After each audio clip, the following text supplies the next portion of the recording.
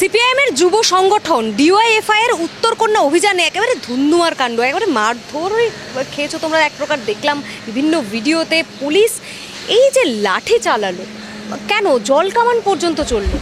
Police প্রশাসনের এসব কিছু করার দরকার ছিল না। আমরা যখন উত্তরকন্যায় চিঠি পাঠিয়েছিলাম ওখানের দপ্তরে যে আমরা দেখা করতে চাই মন্ত্রীর সাথে, এবং আমরা বিভিন্ন জেলার যা সমস্যা, চা বাগানের সমস্যা, বাল্যবিবাহের সমস্যা, পরিযায়ী শ্রমিকের সমস্যা, শিল্প না হওয়ার সমস্যা, এই ধরনের সমস্যাগুলো নিয়ে আমরা কথা বলতে চাই। আমরা যখন চিঠি পাঠিয়েছিলাম তখন সেখান থেকে জবাব এসেছিল যে আপনাদের সাথে দেখা করব, তার টাইমিং ইত্যাদি হয়েছিল। তারপর একটা মিছিল করে নিয়ে গিয়ে প্রতিনিধি দলের উত্তরকন্যায় ডেপুটেশন দেওয়ার কথা। এইটা তো যে কোনো রাজনীতির একটা বেসিক জিনিস, যেটা মিছিল করে যাবে, কিছু লোকজন বাইরে থাকবে, কেউ কেউ ডেপুটেশন দিতে যাবে। হঠাৎ করে মাঝখানে পুলিশ ব্যারিকেড করে দিল, ডেপুটেশন দিতে যাওয়া যাবে না, আমাদের দিতে হবে। এবার পুলিশ তো ডেপুটেশন নেওয়ার অধিকারী নয়। চা বাগানের সমস্যা কি হচ্ছে, কি পরিযায়ী শ্রমিকের সমস্যা কেন বাড়ছে, কেন শিল্প তৈরি হচ্ছে না কোচবিহার থেকে মালদা থেকে আরম্ভ করে সব জেলাতে, এগুলো তো পুলিশ উত্তর দিতে পারবেন।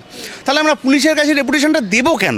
এই কথা যখন বলতে গেলাম তখন পুলিশ মারমুখী হয়ে গেল, হয়ে নিজের প্রশাসন যারা বলছিল ডেপুটেশন নেবে সেই প্রশাসনই ব্যারিকেড করে দিল, সেই প্রশাসনই জলকামান চালিয়ে মারধর করে লজের ভেতরে ঢুকে গিয়ে, বাথরুমে ঢুকে গিয়ে মহিলা কমরেডদেরকে বার করে টেনে এনে নোংরামি করেছে পুলিশ। নোংরামি, এটা করা যায় না। বিভিন্ন পোর্টালে এইসব খবরাখবর আছে, কিন্তু যা পোর্টালের খবরে নেই, ছবি ভিডিওতে নেই, সেই নির্লজ্জতার সীমা পুলিশ অতিক্রম করেছে আমাদের জেলার মহিলা কমরেডদের সাথে। এটা অপ্রয়োজনীয় শুধু না, আমরা এটা বিশ্বাস করি যে পুলিশ আসলে তৃণমূলের মতো করে ব্যবহার করতে গিয়ে প্রতিহিংসা পরায়ণ হয়ে এই কাজ ঘটিয়েছে। পুলিশ কি মানে প্রশাসনিক দায়িত্ব মানে তৃণমূলের মতো ব্যবহার করছে বেশি, এটা বলতে চাই? তৃণমূল আর পুলিশকে আলাদা করাই তো যায় না। যে সরকার বললো আমি ডেপুটেশন নেব, সেই সরকার হঠাৎ করে মাঝখানে ব্যারিকেড করে দিয়ে জল কামান রেখে কি সব ওইসব হেলমেট পরে দাঁড়িয়ে কেন ছিল? আমরা দাঁড়িয়ে ছিল বলে দীর্ঘ সময় রাস্তায় দাঁড়িয়েছিলাম যে আমরা ডেপুটেশন দিতে যেতে চাই। ডিওএফআই থেকে কি ভয় পাওয়ার কিছু আছে? তোমরা কি অস্ত্র হাতে বেরিয়েছিলে? মানে এই যে হেলমেট পরে বলছো কেন? ওই গোটা উত্তরকন্যায় যেখানে পুলিশ ব্যারিকেড করেছিল তার চারপাশে পুলিশই 3 তলায় লোক হাজির করে রেখেছিল ওপর থেকে ভিডিও করার জন্য। তো পুলিশ ভিডিওতে দেখাক যে আমাদের হাতে অস্ত্র ইত্যাদি ছিল। এখন ওইখান থেকে যখন ব্যারিকেড ভেঙে পুলিশ নিজেরা বেরিয়ে এসে লাঠিচার্জ করতে আরম্ভ করলো, তখন যদি কেউ নিজেকে আত্মরক্ষা করতে যায় সেটা তো আলাদা প্রশ্ন। কিন্তু পুলিশও কিন্তু গতকাল থেকে আজ পর্যন্ত কোনো একটা ভিডিও এরকম দেখাতে পারেনি যেখানে ওপর থেকে বলা হচ্ছে যে এই তো ওরা অস্ত্র নিয়ে এসেছিলো বলে আমরা ওদেরকে ব্যারিকেডে আটকেছি। অস্ত্রের তো প্রশ্ন নেই। যে মানুষ পেটের খিদের যন্ত্রণার কথা বলতে অফিসে যায়, যে পরিযায়ী শ্রমিকের যন্ত্রণার কথা বলতে অফিসে যায়, 100 দিনের কাজের টাকা বন্ধ কেন সেইটা বলতে অফিসে যায়, একটা জেলায় 1000-এর বেশি বাল্য বিবাহ গত 2-3 বছরে হয়ে গিয়েছে, এই কথা বলতে যখন যায় তখন তার অস্ত্র লাগে না, তার যন্ত্রণাটাই তার অস্ত্র, যেটা সরকার ভোট পেয়েছে তার উপশম করার কথা।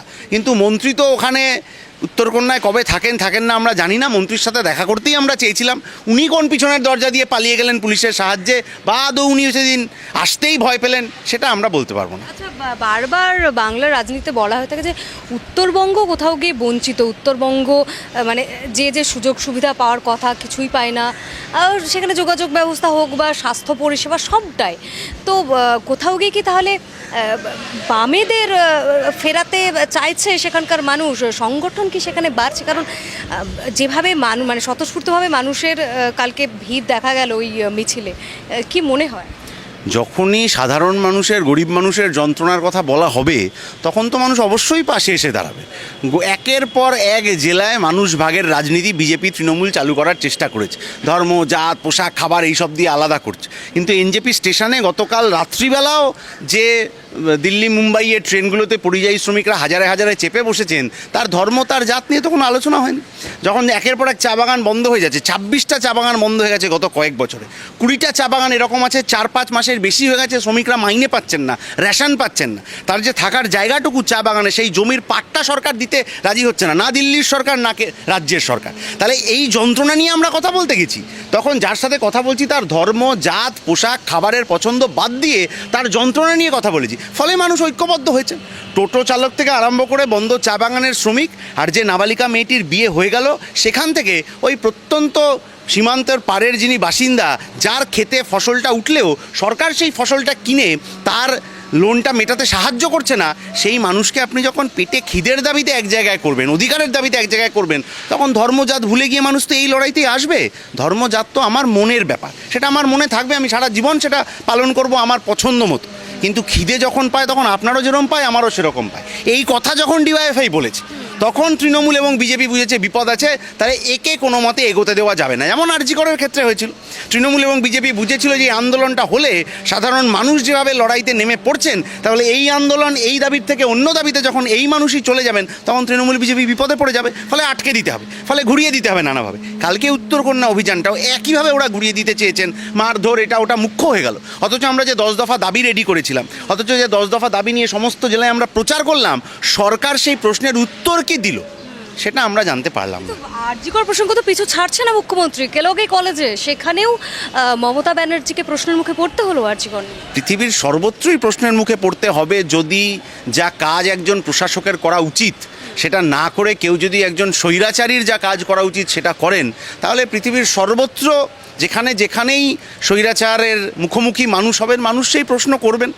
অসভ্যতা করেছে অক্সফোর্ড বিশ্ববিদ্যালয়ের অন্তর্গত ওই কলেজে মুখ্যমন্ত্রী বক্তৃতা দিচ্ছিলেন, বাংলাকে প্রেজেন্ট করছিলেন তিনি। এই অসভ্যতায় এখানে কি সিপিএম 0 থেকে 1 হবে? দেবাংশু ভট্টাচার্যের আক্রমণ। সিপিআইএম 0 থেকে 1 না হলে কি আরজি করের নির্যাতিতার বিচার হবে না? সিপিআইএম বিধানসভা লোকসভায় সিট না বাড়লে কি বন্ধ চা বাগানের শ্রমিকদের যন্ত্রণা কমবে না? সিপিআইএমের সিট সংখ্যা না বাড়লে কি পরিযায়ী শ্রমিকের সংখ্যাটা কমবে না? এই প্রশ্নের উত্তর কি তৃণমূলের নেতা দিতে পারবেন? আর প্রশ্ন করাটা যদি অসভ্যতা হয়ে গিয়ে থাকে, তাহলে তৃণমূল বা অন্য কেউ যখন প্রশ্ন করে তখন কি সেটাকে অসভ্যতা ধরবো? যখন অম্বিকেশ মহাপাত্র একটা কার্টুন ফরওয়ার্ড করেন, তখন সেটাকে অসভ্যতা ধরে নিয়ে তাকে জেলে পাঠিয়ে দেওয়া হয়। উমর খালিদকে 4 বছরের বেশি সময় ধরে ট্রায়ালের ডেট না দিয়ে জেলে পচিয়ে রাখার ব্যবস্থা করা হচ্ছে। আর যারা এই ধরনের কথা অসভ্যতা টসভ্যতা ইত্যাদি বলছে, মুখ্যমন্ত্রীর ছবিতে রক্ত মাখিয়ে কলকাতার রাস্তায় খুনি বুদ্ধর শাস্তি চাই বলে যারা মিছিল করেছিল, মুখ্যমন্ত্রীর কনভয়ে ল্যান্ডমাইন বিস্ফোরণ ঘটানোয় যারা প্রত্যক্ষ পরোক্ষভাবে অভিযুক্ত ছিল, জ্যোতিবাবুর বিদেশ যাত্রা, তার ব্যক্তিগত সাংসারিক জীবন ইত্যাদি নিয়ে যারা নানান কথা বলে, তাদের মুখে অসভ্যতা অভদ্রতা কথাগুলো মানায় না।